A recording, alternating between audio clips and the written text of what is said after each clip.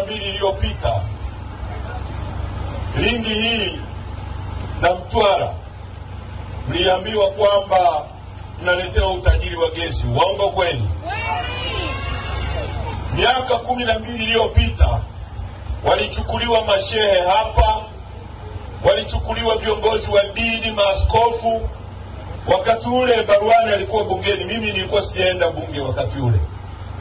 Wakapelekwa Norway, wakapelekwa Malaysia, wakapelekwa na nchi nyingine ambazo watu wake wameendelea kwa sababu ya gesi. Na wakati ule serikali yetu ikiwa chini ya Rais Kikwete walikopa kutoka Exim Bank of China zaidi ya bilioni 9 za Kimarekani kujenga pipe ya gesi kutoka hapa kwenda Dar es Salaam kwa ajili ya kupeleka gesi Dar es Salaam na maeneo mengine. Na wakati ule hata bwawa la Mwalimu Nyerere lilikuwa halijaanza kufikiriwa. Tuliambiwa kwamba tunaenda kuletewa umeme wa gesi na itakuwa ni mwarobaini kwa matatizo ya umeme wa nchi. Nasema uongo, nasema ukweli? Mkoa wa Lindi una kilomita za mraba 66,000. Ukichukua nchi ya Israeli inaingia Lindi mara 3. Na mkoa wa Lindi huko nyuma ndio ulikuwa unalima mkonge, mnalima korosho, mnalima ufuta, mna bahari, mna Seru iko hapa, na Seru ni kubwa hata kuliko nchi ya Rwanda peke yake. Lakini leo tumefika Lindi, hali ndio hii hapa. Huhitaji kuambiwa Lindi ambayo kabla ya uhuru mabenki makubwa duniani yalikuwa yanakuja hapa kuwekeza hapa kwa sababu ya mkonge. Mnajua mkonge ndio unatumika kutengeneza viti vya magari na makapet na vitu mbalimbali vya thamani duniani. Sasa ndugu zangu, kama alivyosema Leba, umaskini wa nchi hii ni umaskini wa kutengeneza na viongozi tulionao. Viongozi wa serikali waliopo wamekaa madarakani kwa zaidi ya miaka 63. Wamegeuza eneo hili ambalo lingekuwa leo lina kiwanja kikubwa cha ndege, ndege zinatua zinaleta watalii, wanakuja kwenye fukwe hapa. Kungekuwa na mahoteli makubwa hapa Lindi.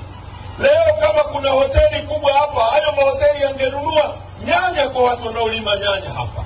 Leo kama wewe ungekuwa unalima nyanya hapo, wakinunua nyanya kutoka kwako, pesa ikitoka Ulaya inaingia kwa mwenye hoteli, inakuja kwako na ilima nyanya. Wewe ungemwagiza bodaboda afuate nyanya nyingine shambani, yule bodaboda angepata hela, angenunua mafuta kwenye mtu anayeuza mafuta, yule angepata hela, angejenga kituo kingine, angeajiri mtu mwingine, fedha ingekuwa kubwa zaidi. Leo Lindi imeuawa kiuchumi. Miaka 12 iliyopita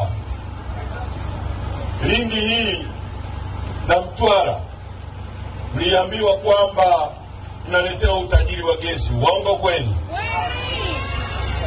Miaka 12 iliyopita walichukuliwa mashehe hapa, walichukuliwa viongozi wa dini, maaskofu. Wakati ule Baruani alikuwa bungeni, mimi nilikuwa sijaenda bunge wakati ule. Wakapelekwa Norway, wakapelekwa Malaysia, wakapelekwa na nchi nyingine ambazo watu wake wameendelea kwa sababu ya gesi. Na wakati ule serikali yetu ikiwa chini ya Rais Kikwete walikopa kutoka Exim Bank of China zaidi ya bilioni 9 za Kimarekani kujenga pipe ya gesi kutoka hapa kwenda Dar es Salaam kwa ajili ya kupeleka gesi Dar es Salaam na maeneo mengine. Na wakati ule hata bwawa la Mwalimu Nyerere lilikuwa halijaanza kufikiriwa. Tuliambiwa kwamba tunaenda kuletewa umeme wa gesi na itakuwa ni mwarobaini kwa matatizo ya umeme wa nchi. Nasema uongo, nasema ukweli? Mkoa wa Lindi una kilomita za mraba 66,000. Ukichukua nchi ya Israeli inaingia Lindi mara 3. Na mkoa wa Lindi huko nyuma ndio ulikuwa unalima mkonge, mnalima korosho, mnalima ufuta, mna bahari, mna Seru iko hapa, na Seru ni kubwa hata kuliko nchi ya Rwanda peke yake. Lakini leo tumefika Lindi, hali ndio hii hapa. Huhitaji kuambiwa Lindi ambayo kabla ya uhuru mabenki makubwa duniani yalikuwa yanakuja hapa kuwekeza hapa kwa sababu ya mkonge. Mnajua mkonge ndio unatumika kutengeneza viti vya magari na makapet na vitu mbalimbali vya thamani duniani. Sasa ndugu zangu, kama alivyosema Lema, umaskini wa nchi hii ni umaskini wa kutengeneza na viongozi tulionao. Viongozi wa serikali waliopo wamekaa madarakani kwa zaidi ya miaka 63. Wamegeuza eneo hili ambalo lingekuwa leo lina kiwanja kikubwa cha ndege, ndege zinatua zinaleta watalii, wanakuja kwenye fukwe hapa. Kungekuwa na mahoteli makubwa hapa Lindi. Leo kama kuna hoteli kubwa hapa, hayo mahoteli yangenunua nyanya kwa watu wanaolima nyanya hapa. Leo kama wewe ungekuwa unalima nyanya hapo, wakinunua nyanya kutoka kwako, pesa ikitoka Ulaya inaingia kwa mwenye hoteli, inakuja kwako na ilima nyanya. Wewe ungemwagiza bodaboda afuate nyanya nyingine shambani, yule bodaboda angepata hela, angenunua mafuta kwenye mtu anayeuza mafuta, yule angepata hela, angejenga kituo kingine, angeajiri mtu mwingine, fedha ingekuwa kubwa zaidi. Leo Lindi imeuawa kiuchumi. Miaka 12 iliyopita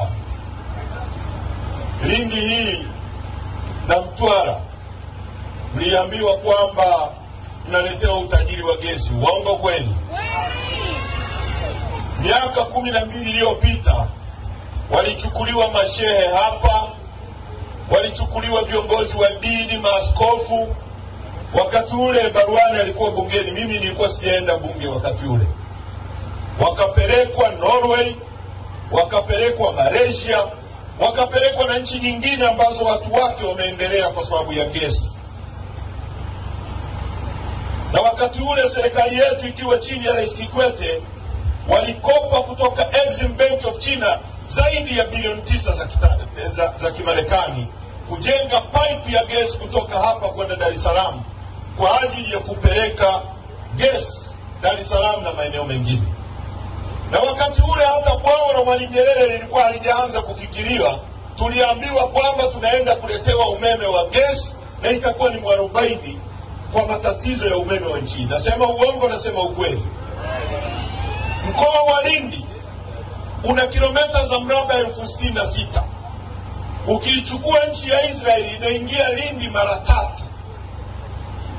Na mkoa wa Lindi huko nyuma ndio ulikuwa unalima mkonge, mnalima korosho, mnalima ufuta, mna bahari, mna Seru iko hapa, na Seru ni kubwa hata kuliko nchi ya Rwanda peke yake. Lakini leo tumefika Lindi, hali ndio hii hapa. Huhitaji kuambiwa Lindi ambayo kabla ya uhuru mabenki makubwa duniani yalikuwa yanakuja hapa kuwekeza hapa kwa sababu ya mkonge. Mnajua mkonge ndio unatumika kutengeneza viti vya magari na makapet na vitu mbalimbali vya thamani duniani.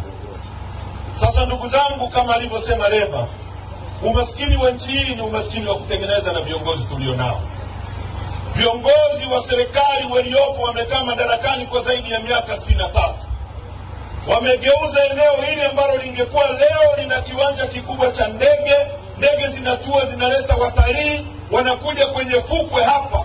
Kungekuwa na mahoteli makubwa hapa Lindi.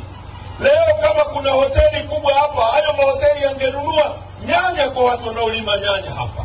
Leo kama wewe ungekuwa unalima nyanya hapo, wakinunua nyanya kutoka kwako, pesa ikitoka Ulaya inaingia kwa mwenye hoteli, inakuja kwako na ilima nyanya. Wewe ungemwagiza bodaboda afuate nyanya nyingine shambani, yule bodaboda angepata hela, angenunua mafuta kwenye mtu anayeuza mafuta, yule angepata hela, angejenga kituo kingine, angeajiri mtu mwingine, fedha ingekuwa kubwa zaidi. Leo Lindi imeuawa kiuchumi.